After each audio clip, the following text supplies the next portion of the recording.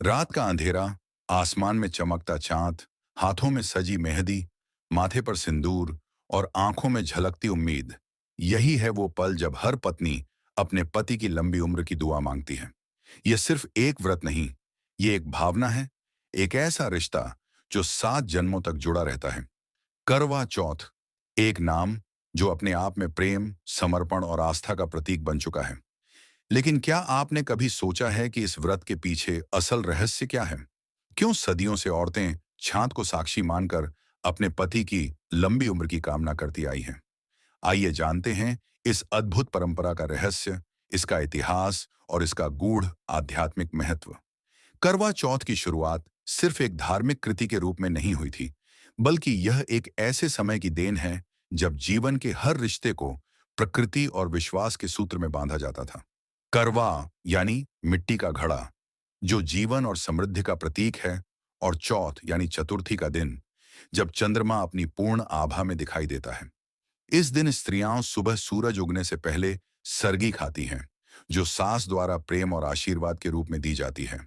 फिर शुरू होता है दिन भर का निर्जला उपवास, जिसमें स्त्रियां न पानी पीती हैं, न अन्न ग्रहण करती हैं, केवल अपने प्रेम और श्रद्धा के बल पर पूरे दिन उपवास रखती हैं। शाम को जब सूर्य अस्त होता है, तब वे 16 श्रृंगार कर देवी गौरी, भगवान शिव, गणेश जी और कार्तिकेय की पूजा करती हैं, क्योंकि यह पूजा केवल पति के लिए ही नहीं, बल्कि पूरे परिवार की रक्षा और समृद्धि के लिए भी होती है। किंवदंतियों में कहा गया है कि इस व्रत की शुरुआत स्वयं महाभारत काल में हुई थी, जब अर्जुन कठिन तपस्या के लिए जंगल गए थे और द्रौपदी चिंता में डूबी थीं। तब भगवान श्री कृष्ण ने उन्हें करवा चौथ व्रत रखने की सलाह दी थी। द्रौपदी ने पूरे श्रद्धा से व्रत किया और अर्जुन की रक्षा हुई। एक और कथा वीरवती की है, जो 7 भाइयों की प्यारी बहन थी। जब उसने पहली बार करवा चौथ का व्रत रखा, उसके भाइयों ने उसकी परीक्षा देखकर छल से व्रत तोड़वा दिया और परिणाम स्वरूप उसके पति की मृत्यु हो गई। वीरवती ने अपने प्रेम और विश्वास से देवताओं की आराधना की और अपने पति को पुनः जीवन दिलाया। यह कथा इस व्रत की आत्मा है, क्योंकि यह बताती है कि सच्चे प्रेम और निष्ठा की शक्ति मृत्यु को भी मात दे सकती है। आध्यात्मिक दृष्टि से करवा चौथ केवल पति की लंबी आयु का प्रतीक नहीं है, बल्कि यह स्त्री की मानसिक शक्ति, आत्मबल और अडिग विश्वास की परीक्षा भी है। चंद्रमा को इस दिन इसलिए पूजा जाता है क्योंकि यह मन, भावनाओं और ऊर्जा का नियंत्रक माना गया है। स्त्री जब चांद को देखती है, तो वह केवल आसमान के उस उजले गोले को नहीं निहारती, वह अपने प्रेम, अपने विश्वास और अपने अस्तित्व की आभा को देखती है।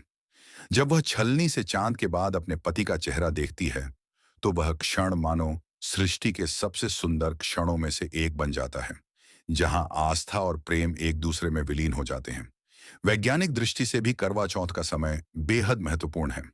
यह मौसम बदलने का दौर होता है, जब उपवास और संयम शरीर को संतुलित करने में मदद करते हैं। मन की एकाग्रता, सकारात्मक सोच और उपवास से शरीर और मन दोनों की शुद्धि होती है।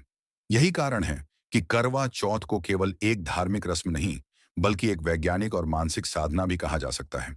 और जब रात को चांद निकलता है, वह क्षण हर स्त्री के लिए किसी उत्सव से कम नहीं होता।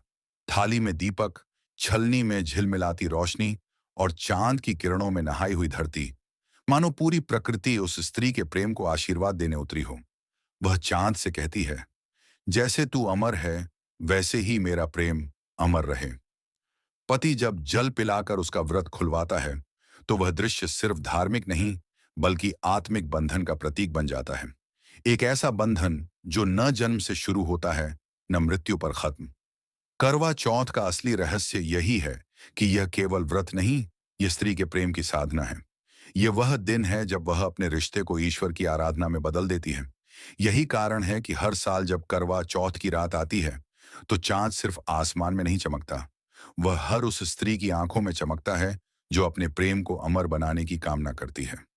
करवा चौथ एक व्रत नहीं, एक वचन है जो कहता है, तू जिए मैं जीऊं, और यह प्रेम सदा अमर रहे।